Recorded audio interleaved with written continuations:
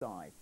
We'll get to that in just in the weather first of all. Cold and crisp, that's the scene across the majority of the country. You might be wondering, well, where's all this mild rainy weather we usually get? Well, it's actually the low pressures that bring the mild rainy weather. They're towards the south of us. We're in the cold air. The cold air is always to the north of these areas of low pressure. So, of course, no surprises, the further north you are across the UK, the colder it gets. There's permanent frost currently across Scotland, temperatures of around freezing across most of northern England, and of course the snow showers affecting much of Yorkshire, just about getting into East Anglia too. And the red triangle here for this afternoon across Kent, that's a warning from the Met Office. The snow showers could be very pokey here indeed, so bear that in mind if you're travelling.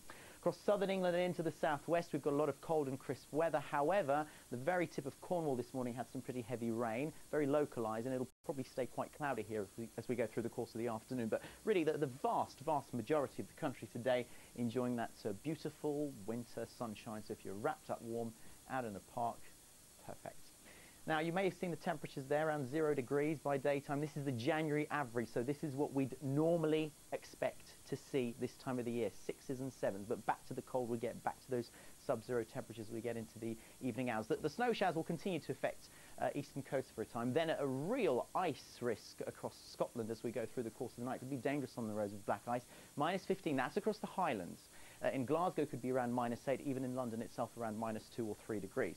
Then on Monday, what we're going to find is this weather front. I want you to pay attention to this line here, that cold front sweeping across Scotland. That's going to bring a spell of some snow a little bit later on in the morning and into the afternoon. Some quite prolonged snow, actually. That will be sinking southwards as we go through the day. But towards the south, again, it's another one of these beautiful, cold, crisp days with just a few flurries across eastern coasts. And temperatures around 0 degrees, well, we're used to that by now. We've had it for such a long time now.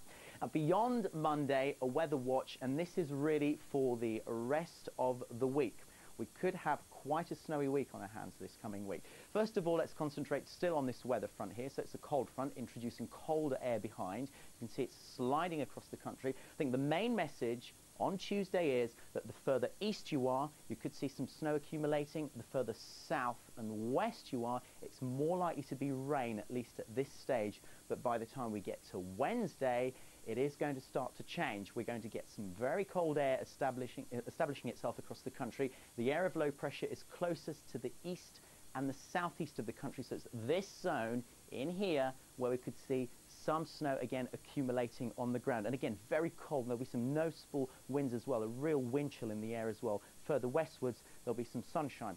Now on Thursday, that area of low pressure is stuck there. It's just basically moving in. So again, snow showers through this part of the country. Now, I'm going to show you the forecast for Friday. I don't want you to panic just yet. It's just a possibility at this stage. As we go through the day on Friday, we could see a spell of very significant snowfall heading towards the east and the southeast of the country. Again, it could happen that this area of snow will slip a little bit further south. In other words, we won't get an awful lot, but we could see a little bit of snow, see quite a lot. So stay tuned to the